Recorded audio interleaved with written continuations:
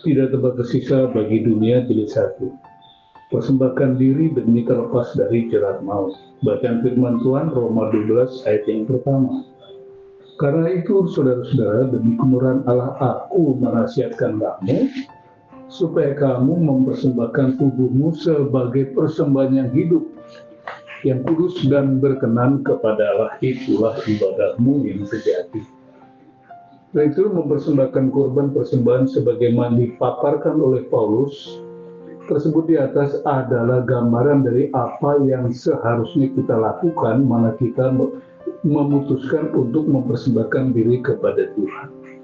Hal pertama yang harus kita lakukan adalah membawa diri kepada Tuhan sebagai kurban persembahan, yaitu dengan meninggalkan manusia lama kita dan mati atas diri sendiri serta menjadi manusia baru dalam Kristus. Efesus 4 ayat 22 mengatakan, yaitu bahwa kamu berhubung dengan kehidupan kamu yang dahulu harus meninggalkan manusia lama yang menemui kebinasannya oleh nafsunya yang menyesatkan. Untuk dapat meninggalkan manusia lama kita tidak harus disembelih dan mati secara fisik, akan tetapi yang wajib kita lakukan adalah menanggalkan kehidupan lama kita dengan cara menguburnya bersama Kristus dalam baptisan. Roma 6 ayat yang keempat. Usai mati bersama Kristus dalam baptisan, kita pun akan mengalami kebangkitan bersama Kristus. Dan Roma 6 ayat yang kelima, dampak dari mengalami kematian bersama Kristus, Allah membangkitkan kita dengan dimensi hidup yang baru, yaitu meninggalkan manusia lama dan menjadi manusia baru lewat kebangkitannya. 2 Korintus 5 ayat 17.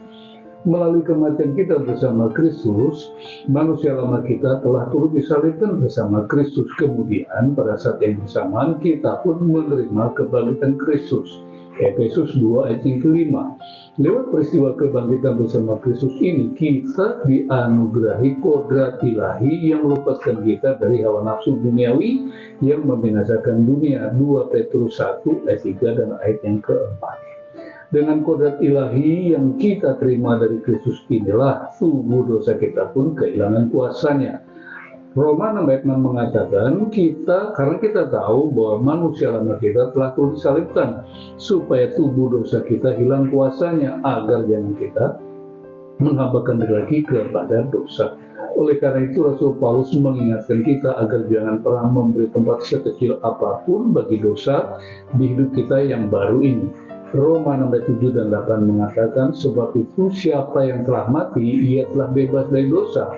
Jadi jika kita telah mati dengan Kristus, kita percaya bahwa kita akan hidup juga dengan Dia. Dari hidup yang kita persembahkan kepada Tuhan, kini kita sudah mati atas dosa dan bisa menikmati hidup yang baru dalam Kristus, yaitu menghidupi kehidupan yang baru di mana dosa sudah kehilangan kuasanya. Roma 6 ayat 11 mengatakan, demikianlah hendaknya kamu memandangnya bahwa kamu telah mati bagi dosa, tetapi kamu hidup bagi Allah dalam Kristus. Kini kita bukan lagi budak dosa, oleh karena itu jangan pernah memberi tempat sekecil apapun bagi dosa. Roma 6 ayat 12 mengatakan, sebab itu hendaklah dosa jangan berkuasa lagi dalam tubuhmu yang fana, supaya kamu jangan mengikuti keinginannya. Ingat, sekarang dosa tidak lagi memiliki kuasa atas diri kita, dan kita sudah bukan lagi budak dosa.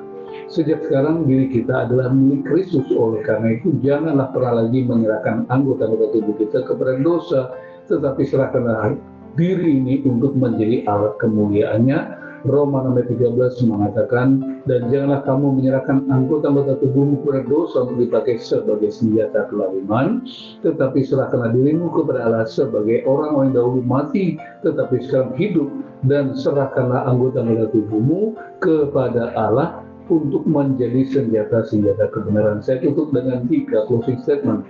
Closing statement yang pertama, mempersembahkan berarti berkomitmen untuk memberikan yang terbaik dari semua yang terbaik yang kita miliki.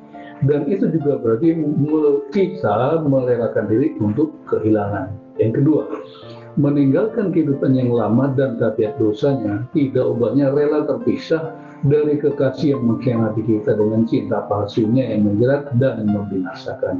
Yang ketiga, Ketika kita sudah berhasil terlepas dari jerat maut, jangan pernah sekalipun menoleh lagi. Sebab dosa tidak akan pernah berhenti untuk berusaha merayu kita dan merengek agar diberi tempat untuk dapat berdaulat lagi. Tuhan Yesus memberkati.